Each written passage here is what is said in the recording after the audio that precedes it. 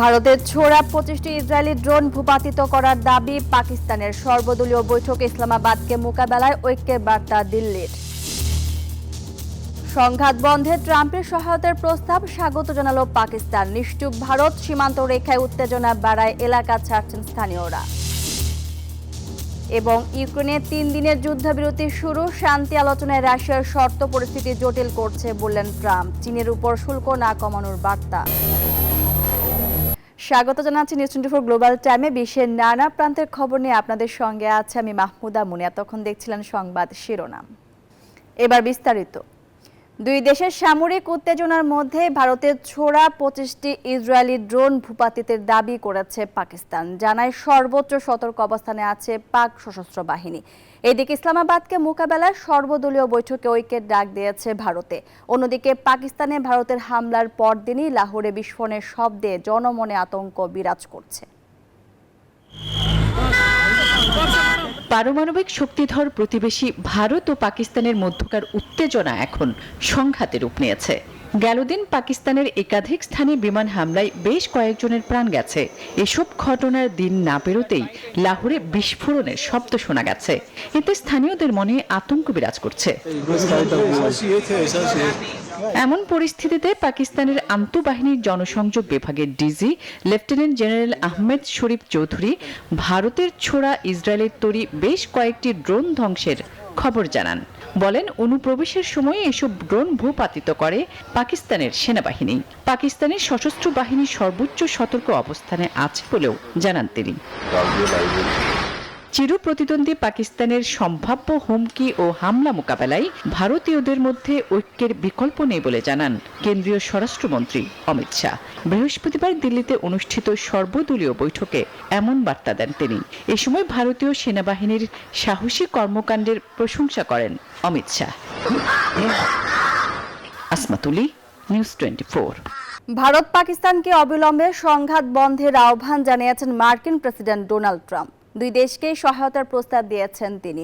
এই প্রচেষ্টাকে স্বাগত জানিয়েছে ইসলামাবাদ। আর দিল্লিতে হতে যাচ্ছে সর্বদলীয় বৈঠক।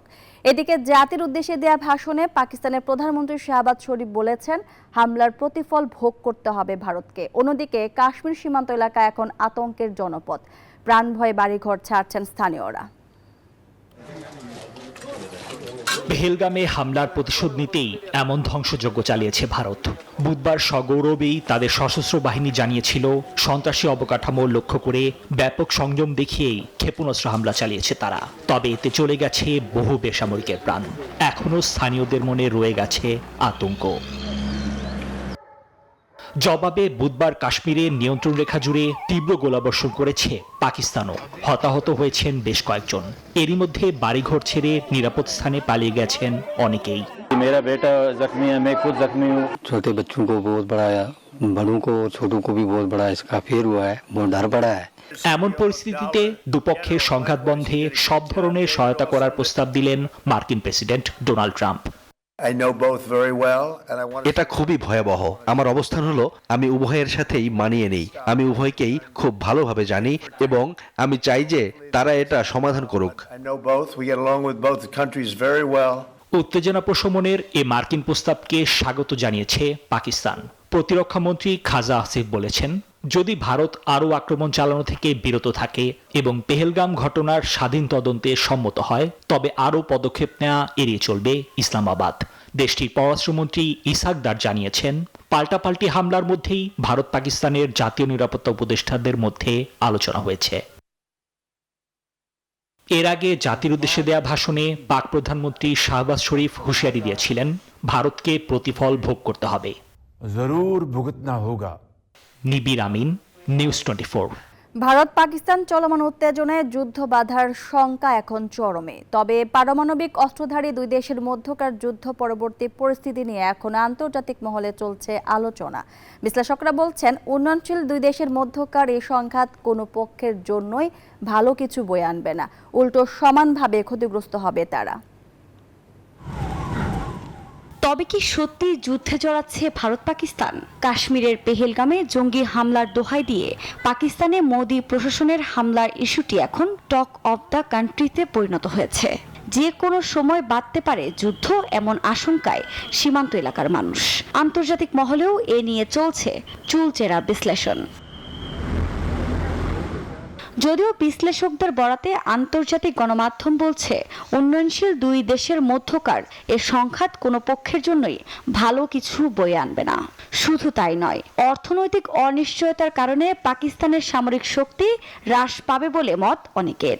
একই সঙ্গে মূল্যস্ফীতি ও বিদেশি ঋণে জর্জরিত পাকিস্তানের বিনিয়োগে আস্থা হারাবে বিদেশি সংস্থাগুলো, যার প্রভাব সরাসরি পড়বে সাধারণ মানুষের ওপর।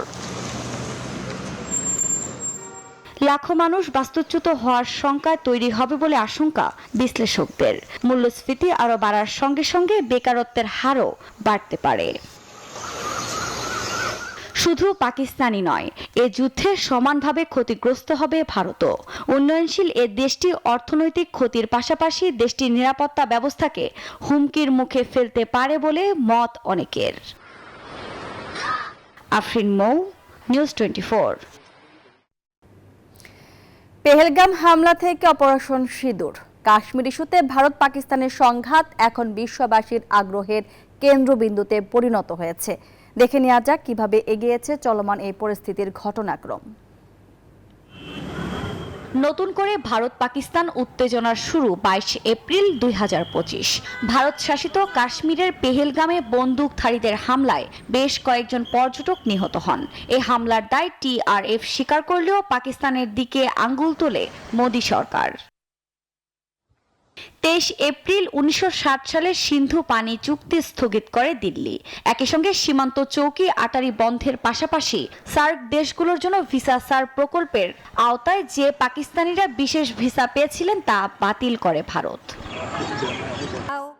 এর একদিন পর ভারতের বিরুদ্ধে একই ধরনের ব্যবস্থা নেয় পাকিস্তানও। পাশাপাশি সিমলা চুক্তি সহ সমস্ত দ্বিপাক্ষিক চুক্তি স্থগিত করার কথা জানায় তারা। 25 এপ্রিল পেহেলগামের হামলার প্রতিক্রিয়া জানাতে নেয়া পদক্ষেপ নিয়ে একটি সর্বদলীয় বৈঠক ডাকে ভারত সরকার, যেখানে মোদী প্রশাসনকে সমর্থন জানায় বিরোধী দলগুলো। উত্তেজনার পারদ যখন বাড়ছিল, ঠিক তখনই চীনের পররাষ্ট্রমন্ত্রীর সঙ্গে ফোন আলাপে সুষ্ঠু তদন্তের আহ্বান জানান পাকিস্তানের পররাষ্ট্রমন্ত্রী ইসহাক দার। তবে ইসলামাবাদের কোনো কথারই তোয়াক্কা না করে 3 প্রতিরক্ষা বাহিনীর প্রধানদের সঙ্গে বৈঠক সারেন ভারতের প্রধানমন্ত্রী। এর পরপরই যখন হামলার আশঙ্কা তীব্র হচ্ছিল, ঠিক তখনই বাংকার পরিষ্কার শুরু করেন আজাদ কাশ্মীরের বাসিন্দারা। পাশাপাশি সেখানকার স্কুল মাদ্রাসাগুলো বন্ধ ঘোষণা করা হয়। চলমান এ উত্তেজনায় মোদীকে ফোন দিয়ে সমর্থন দেন রুশ প্রেসিডেন্ট ভ্লাদিমির পুতিন। যদিও শুরু থেকেই পাকিস্তান বলে আসছিল ভারত যাই করুক প্রথমে হামলা চালাবে না তারা।